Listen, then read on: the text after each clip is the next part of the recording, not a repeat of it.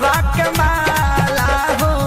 जटवा में गंगा जी के धार पतई चबवलू जाके बनवा में दिहलू बच्चा बनवा गुजार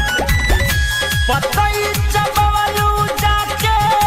बनवा में दिहलू बच्चा बनवा गुजार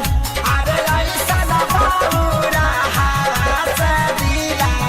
लहगालू भले दौड़ा रहा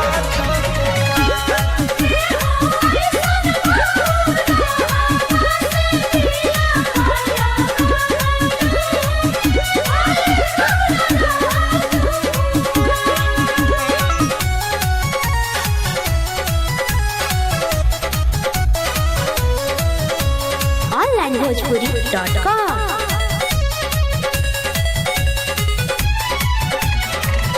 पटले कटाई नाही दुखावा के दिनवा यार दुखावा के दिनवा हो अखिया से सुखी नहीं लोर